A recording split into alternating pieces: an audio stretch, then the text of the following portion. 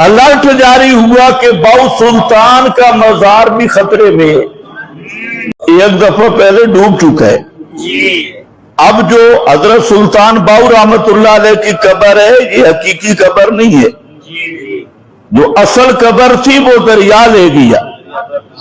मौजूदा नकली कब्र है जहां पर उर्स सुल्फ लगती है। ये हजरत सुल्तान बाहू की असली कब्र ही नहीं, ये बनावटी है। लोगों ने वहां पर बकरे छतरे नजर नियाज़े मन्नत मनोतिया तो एक खाने पीने का प्रोग्राम बनाया।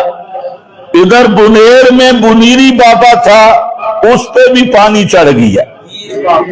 बुनेर बाबा मुश्किल कुशा अपने कमरे को नहीं बचा सका, ऊपर पानी चढ़ गया। इधर दरिया सब बाबों को उड़ा के ले गया। हमारे कलूर कोट में 7 मुश्किल कुशा बनाए हुए थे और 7 बाबे थे।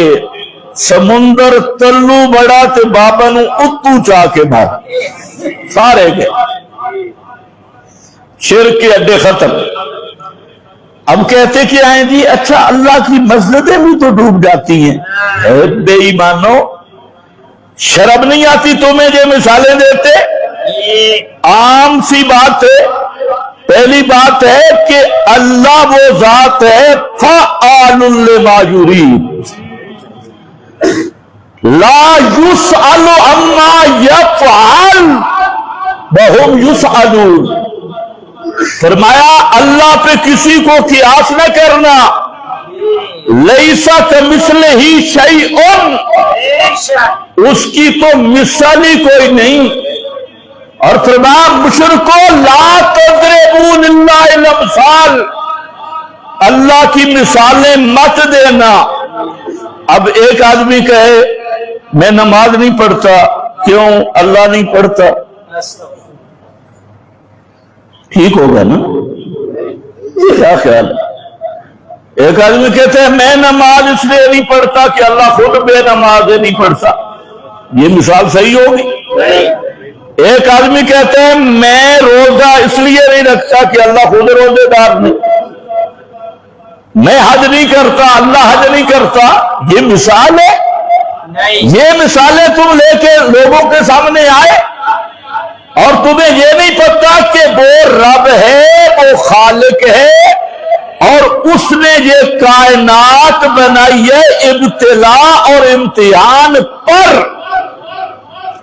और मस्जिदें तेरी बनाई हुई हैं, उसकी बनाई हुई नहीं। कसबन तो तूने बनाई है, तूने अपनी तरफ से बनाई है। तो अल्लाह ने सैलाब भेजने वाला कौन है? अल्लाह।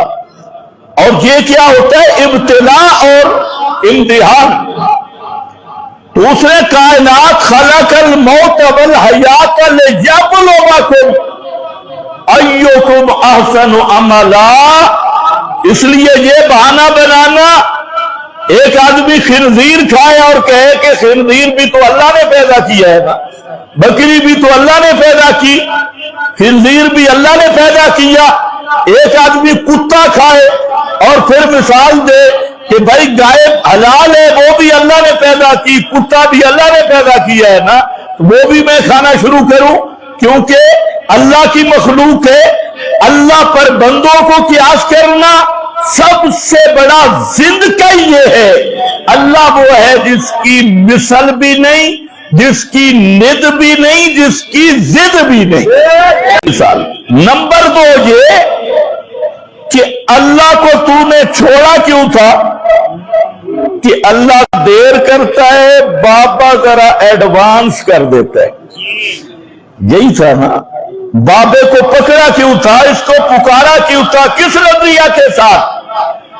कि अल्लाह को पुकारे, अल्लाह मेरी सुनता नहीं, बाबा एडवांस सुनता है, ये जल्दी सुनता है। इसलिए कि तूने बाबे को पकड़ा तो फिर बाबे को भी अल्लाह पर कियास करे तो बेईमाना फिर अल्लाह को छोड़ के बाबे को पकड़ा क्यों?